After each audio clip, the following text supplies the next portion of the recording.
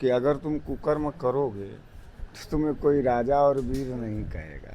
पेट और मैदान तय कर करके बताना, तो ये लुक्का छिपी से आकर के पीठ पीछे से वार करने का जो प्रयास किए हो, क्या फिर ये कुकर्म के श्रेणी में नहीं आता है? और हम करणी सेना का नाम लिए ही नहीं अपने उस इंटरव्यू में। अस्पताल में हूँ, हमको लगता है मैं जैसे ही दुरुस्त होऊंगा तो पुलिस हमको जेल भेज देगी। कि अब अगर राणा सांगा के विषय में कोई ऐसा बोलेगा तो इसी तरीके से हालात होगा जैसे मिश्रा जी का हुआ है। देखिए हालात क्या होगा, कोई हमारे नेता का जीभ काटेगा। हमारे बेटी, 2 बेटियां हैं, हमारी पत्नी है, वो काफ़ी दहशत में है। ये करनी सेना वाले, मर भी जाऊंगा तो भी लाश हमारी मुस्कुराती रहेगी। नमस्कार, मैं हूं कमलनाथ। आप देख रहे हैं KN24 न्यूज़।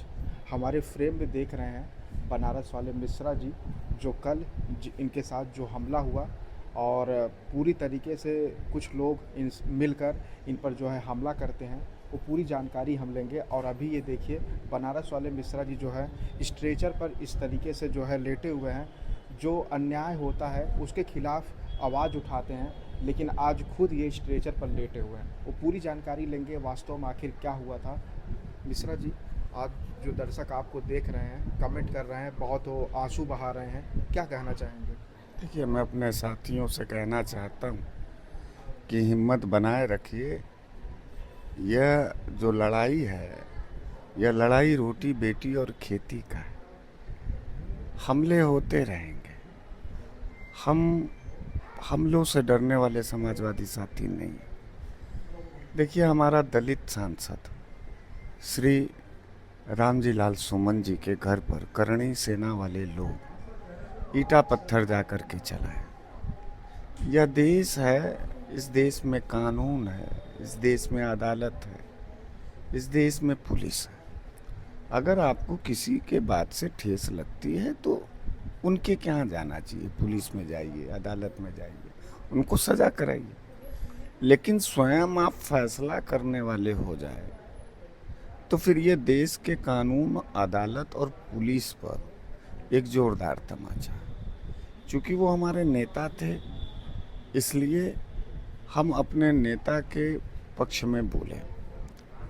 और हम करणी सेना का नाम लिए ही नहीं अपने उस इंटरव्यू में।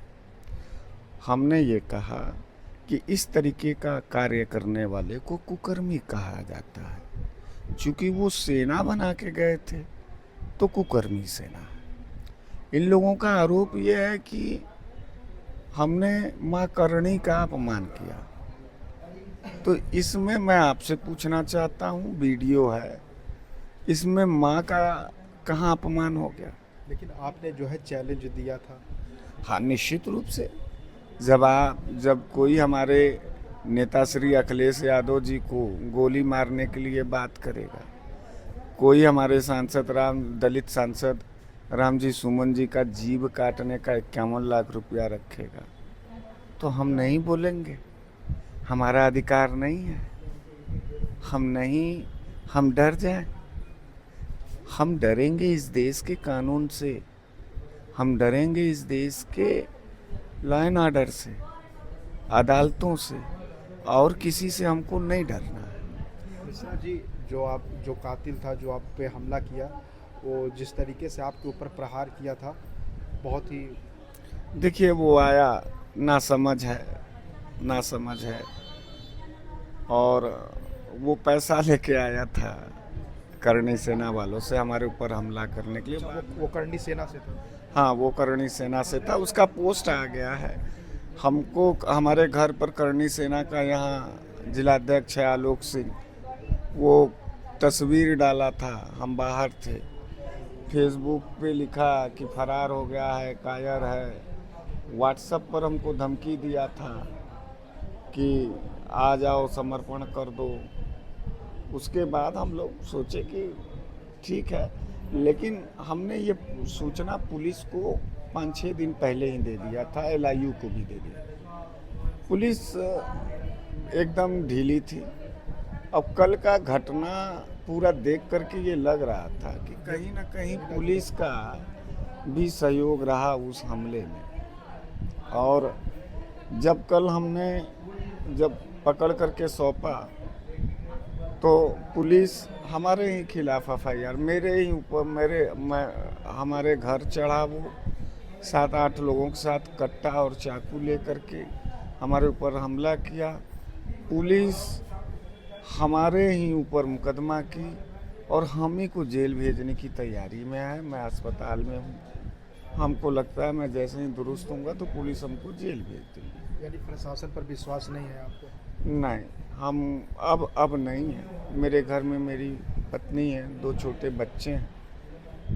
वहाँ जो आलोक सिंह था करणी सेना का, वो जाके धमकाया था, फ़ोटो खींच के अपने फेसबुक पे डाला है।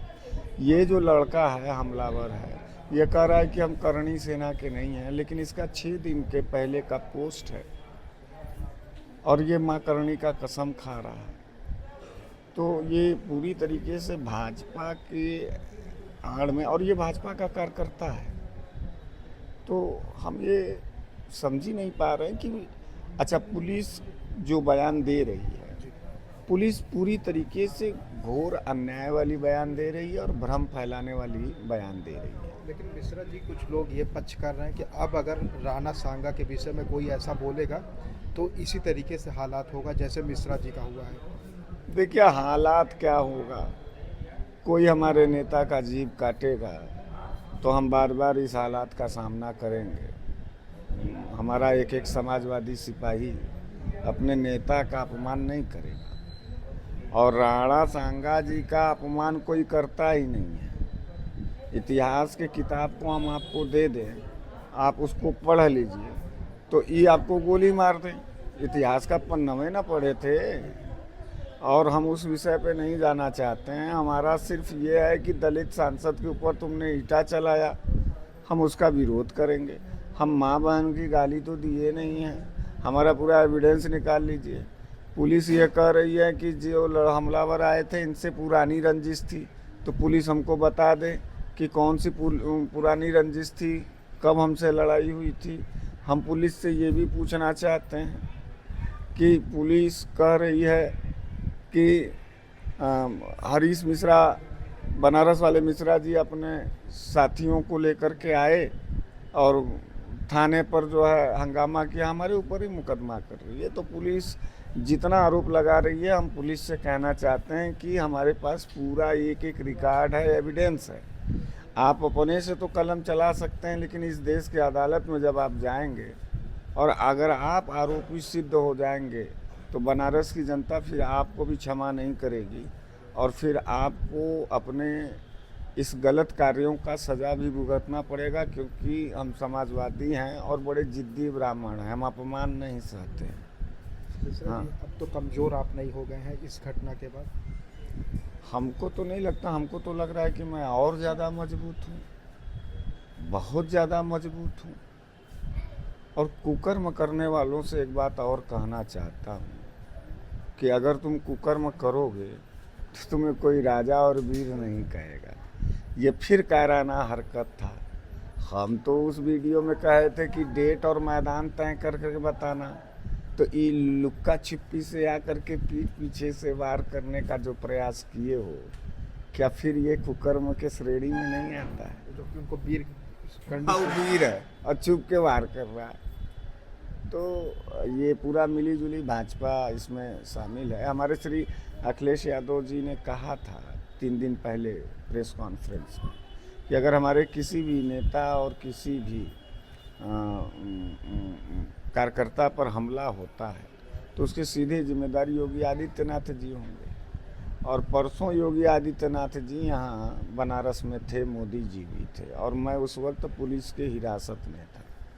मैं घर आया हूँ दूसरे दिन, कल मैं जो है जब अपने ऑफिस की तरफ बढ़ा हूँ उसी समय मेरे ऊपर ये हमला हुआ है। तो ये भी इस बात का संकेत है। मैं आपके माध्यम से एक बात और देश के सर्वोच्च न्यायालय से निवेदन करना चाहता हूँ कि आदरणीय अदालत महोदय, हमारी बेटी, 2 बेटियां हैं, हमारी पत्नी है, वो काफ़ी दहशत में है। ये करणी सेना वाले रूप बदल के मेरे घर पर हमला करने का लगातार वो कर रहे हैं। हमको मत बचाइए, लेकिन हमारे 2 अबोध बेटियां हमारी पत्नी, हमारे परिवार का सुरक्षा जरूर करिए, हमें सुरक्षा प्रदान करिए। नहीं तो अगर आगामी फिर भविष्य में ऐसी कोई घटना होती है तो जान चली जाएगी। जान का सुरक्षा बहुत जरूरी है। सुरक्षा की मांग कर रहे हैं। निश्चित रूप से। एक आखिरी सवाल फिर वीडियो को एंड करेंगे। अभी आगरा में जिस तरीके से करनी सेना जाते हैं और उसमें से कुछ जो समर्थक होते हैं अखिलेश यादव को चैलेंज देते हैं कि अगर उनसे मुलाकात हो जाए तो गोली मार देंगे। कुछ ऐसे भी जो है बयान करनी सेना जब आगरा में जाती है तलवार भाजती हैं, क्या दर्शाता है लोकतंत्र में ये तो गुंडों की सेना हो गई, ये तो गुंडई हो गई। तो वही मैं बड़ा आश्चर्य हूँ कि जो सेना लगातार उत्तर प्रदेश के पुलिस को चुनौती दे रही है, जो सेना लगातार उत्तर प्रदेश के कानून को चुनौती दे रही है, जो सेना लगातार उत्तर प्रदेश के अदालतों को चुनौती दे रही है, वो उस सेना पर पुलिस कार्रवाई नहीं कर पा रही। हमारे ऊपर हमला हुआ, हम ही को जेल भेज रही है। तो पुलिस का मामला बड़ा संदिग्ध लग रहा है और पुलिस के ऊपर से अब जनता का विश्वास उठ रहा है। मैं इसकी घोर निंदा करता हूँ और मैं अदालत जाऊँगा और जो भी अधिकारी ये बयान दे रहे हैं उनको अदालत में इसका स्पष्टीकरण देना होगा। और मिश्रा जी, जो आप पे हमला किया था उसके विषय में आपने जानकारी कुछ जुटाया? हाँ, वो भारतीय जनता पार्टी का उसका पूरा आईडी पोस्ट आ गया। भारतीय जनता पार्टी का कार्यकर्ता है, गोरखपुर का निवासी है, बाबा जी के नगरी का। और पैसा लिया था, सुनने में आया, पैसा ले करके इसको मतलब साजिश के तहत भेजा गया कि ब्राह्मण हो, जाओ तुम मिश्रा जी को मारो। वो भी मिश्रा है। और उससे हमने पूछा कि तुम्हारी कुल देवी का क्या नाम है, तो कह रहा है उसको नहीं मालूम है, लेकिन उसको माँ करणी का नाम याद है। मैं भी माँ करणी का सम्मान करता हूँ, लेकिन मैं ये करणी सेना वालों से कहना चाहता हूँ कि जब कोई कुकर्म करोगे तो उसका जवाब तुमको मिलेगा और तुम्हारे ही भाषा में मिलेगा। तुम वीर नहीं, तुम वाकई कुकर्मी थे। कुकर्मी से नाराज हैं हम बार अब तो हमले हो गए तो ये भी कुकर्म मतलब क्या होता है? किसी को मार देना, किसी के बहन बेटियों को छेड़ देना, किसी के साथ गली मोहल्ले में हथियार लेके लड़ा, यही सब ना कुकर्म का क्या मतलब होता है? हमको बताइए। उन्होंने से ही पूछ के आइएगा दोबारा कि कुकर्म किसको कहते हैं। जो देश के कानून और पुलिस पर नहीं विश्वास रखता, ये भी अपने आप में एक कुकर्म है। जो दूसरे के घर पर ईंटा चला देगा, ये भी अपने आप में कुकर्म है। जो दूसरे की जान सुपारी दे करके ले लेगा, ये भी अपने आप में कुकर्म है। ये 3 प्रत्यक्ष प्रमाण इस बात का प्रमाण हो गया कि वाकई वो कुकर्मी सेना है। मिश्रा जी, आप अभी इस वक्त घायल हैं, लेकिन अभी भी चेहरे पे जो है मुस्कुराहट बरकरार है। यानी अभी शेर जो है घायल है, लेकिन अब फिर से जो है मर भी जाऊंगा तो भी लाश हमारी मुस्कुराती रहेगी। और इसी तरीके से देखिएगा, मिश्रा जी ने कहा मर भी जाएंगे तो भी हमारी लाश जो है मुस्कुराती रहेगी। और ये कपड़े देख सकते हैं जिस तरीके से खून से जो है लथपथ हुए थे और छातियों में कई बार जो है चाकू से जो है वार किया गया था और हाथों में देखिए पट्टी जो है पूरी तरीके से बांधा हुआ है। अब ये आप समझ सकते हैं कि भाजपा सरकार में जिस तरीके से मिश्रा जी ने चुनौती दिया कि तमाम जो है समर्थक से लेके जनता असुरक्षा महसूस कर रही है। और इन्हीं के बीच में देखिए उनके जो है समर्थक भी लोग आए, उनसे भी जो है बातचीत करेंगे। और क्या कहना चाहेंगे भैया, जिस तरीके से मिश्रा जी बनारस वाले पे हमला होता है और इस लोकतांत्रिक में जो असुरक्षा दिखाई दे रहा है? माननीय पत्रकार महोदय, मैं आपसे ही खुद पूछना चाहता हूं कि लोकतंत्र बचा कहाँ? जब पुलिस प्रशासन खुद ही चोटिल आदमी जिसके ऊपर हत्या का प्रयास होता है, जिसको खुलेआम सीसीटीवी फुटेज है कि चाकू लेके हमलावर आते हैं, हमला करते हैं। वो तो मिश्रा जी का व्यवहार था कि इनके घर के पास चूँकि हमला हुआ, चूँकि घर के पास किसी के पास हमला होगा तो 10-20 लोग ऑटोमेटिक जुट जाएंगे। इनके दोस्त यार, घर परिवार के लोग जुटे, इनकी जान बची। और पुलिस प्रशासन देखिए ये क्या कर रही है कि जिसके ऊपर हमला हो रहा है उसके ऊपर भी 360, और जो कर रहा है उसके ऊपर तो है ये है, लेकिन जिसके ऊपर हो रहा है उसके ऊपर भी 360 का मुकदमा पंजीकृत हो रहा है।